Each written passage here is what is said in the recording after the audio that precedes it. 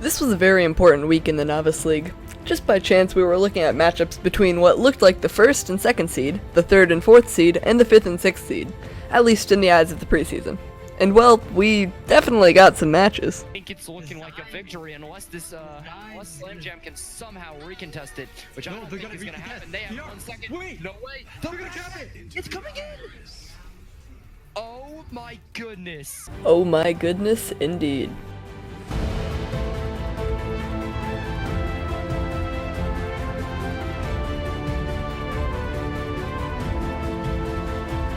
Hello and welcome to another 7-second summary in the Novice League, this time with far more educated opinions. I'm your host, Penguin507, and that was definitely not the intro, but you know what, I'll take it. You know how it works, 7 seconds for each team, impressive and disappointing, and then salt in the comments. Let's get this video rolling so I can get it out before the end of the week. Yeah, a little disappointing, but don't beat yourself up too much. Pepega played really well. Well, I guess Pichu bombs are a thing now. We just watched a team collapse from the inside on stream. Very cool. Very solid play all around. Looking forward to seeing more of this team. You guys just played some really good Overwatch. I think One Trick Wonders were right. Maybe we were sleeping on you guys. Defeat. I want to preface the rest of this video by saying that there is a lot of stuff this week that I wanted to talk about, but it's not really allowed by the format nor the amount of time I have to make the video. But with that out of the way, yeah, this match was a little painful to watch. There's a huge list of things that went wrong for Bot Burgers that contributed to their defeat, but I'm going to try and touch on as many as possible. First off, as you may have noticed, since the match, Bot Burgers has dropped one of their players as he was inactive, and is looking for, or may have already found, a replacement.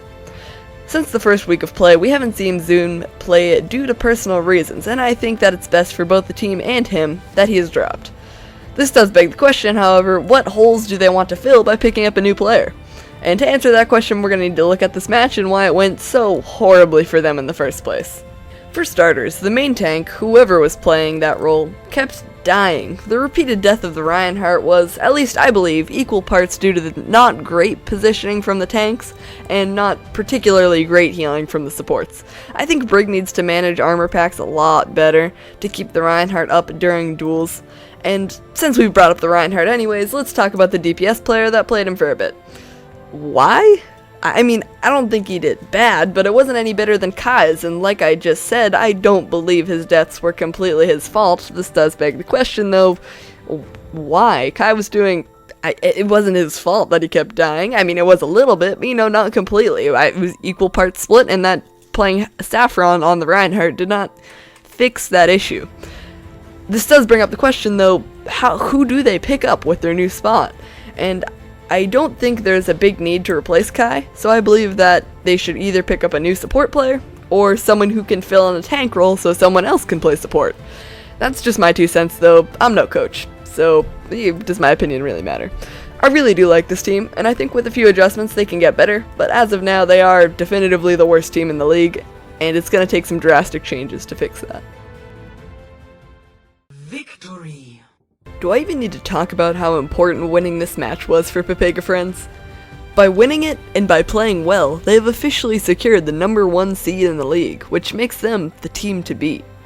When I started writing this video, I definitely knew I was going to talk about this match, but I was a little conflicted as to whether Rio was really disappointing or Pepega was just really impressive.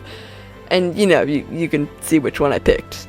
I came to this conclusion by rewatching a little bit of the match and found out that while Real wasn't playing at what I believe to be their best, it really seemed like Pepega won because they played incredibly well. Their great synergy is the product of countless hours of practice, and I don't feel like there's a single player that is their chink in the armor. Pepega looks really solid and very scary. If I were in the league, I would be quite scared of this face. I hope you enjoyed watching my recommendation last week because I'm recommending some more Pepega friends this time.